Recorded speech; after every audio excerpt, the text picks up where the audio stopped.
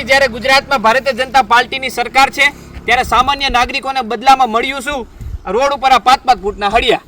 ગંભીરા બ્રિજની દુર્ઘટના હોય, મોરબી પુલકાંડ હોય, વડોદરામાં જ્યારે અરણી બોટકાંડ હોય, સરકાર સંપૂર્ણપણે લોકોને મૂર્ખ બનાવી રહી છે. સરકાર જ્યારે ખેડૂતોને સહાય નથી આપતી ને સર્વેના ડિંડક કરે છે ત્યારે એનું સિંદૂર સર્વે નામ આપી દેવું જોઈએ. અને સરકારને ખરેખર સર્વે કરવો હોય તો આ પ્રકારના રોડનો કોન્ટ્રાક્ટ કોને આપ્યો એ સર્વે કરવો જોઈએ. સરકારને ખરેખર સર્વે કરવો જોઈએ તો સર્વે એ પ્રકારનો કરવો જોઈએ કે આપણે કરોડો રૂપિયા કંપનીને કોન્ટ્રાક્ટ આપીએ છીએ, બદલામાં આ પ્રકારનું કામ અહીંયા લોકો મરી જાય એ પ્રકારનો રસ્તો છે તો પણ સરકાર લોકોનું સામું જોતી નથી. અમારી સરકારને માંગણી છે કે તમે ખેડૂતોનો સર્વે ન કરો, આવી કંપનીઓનો સર્વે કરો કે જેને તમે કોન્ટ્રાક્ટ આપ્યો છે. આ પ્રકારની પુલની પરિસ્થિતિ છે. 10-10 ફૂટ હળિયા બહાર નીકળી ગયા છે. ત્યારે રાત્રે અહીં કોઈ ગાડી નીકળે તો એમને માત્ર ને માત્ર આ નદીમાં પડીને મરવાનો વારો આવે.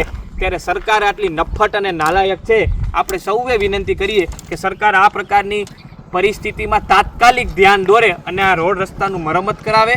અને રાજકોટ જિલ્લામાં સમગ્ર હાઈવે ઓથોરિટી હોય કે રાજ્ય સરકારના રોડ હોય કે ગ્રામ સડક હોય, બધામાં સંપૂર્ણપણે જે રોડ વિખાઈ ગયા છે રોડ તાત્કાલિક ધોરણે રિપેર કરાવે અને લોકોની જીવન બચાવે.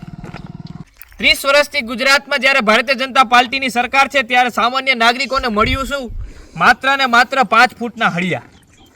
ઝારિયા ગામ મુકામે જ્યારે બ્રિજની આ પ્રકારની સમસ્યા છે, 5-5 ફૂટ સળિયા બહાર નીકળી ગયા છે તો પણ આની મરામત કરવામાં આવતી નથી, નવા રોડ બનાવવામાં આવતા નથી. ત્યારે ગુજરાત સરકાર બણગા ફૂકે કે 4 લાખ કરોડનું બજેટ ને 3.5 લાખ કરોડનું બજેટ, તો આ બજેટ વપરાય છે ક્યાં? અમે વિનંતી કરીએ છીએ ગુજરાત સરકારના સૌ મંત્રીઓને કે તમારે મુલાકાત લેવી હોય તો આવા બ્રિજની મુલાકાત લો, નહીં તો સામાન્ય નાગરિકને મોરબી પુલકાંડમાં, ગંભીરા બ્રિજની દુર્ઘટનામાં માત્ર ને માત્ર સામાન્ય નાગરિકોને મરવાનો વારો આવશે.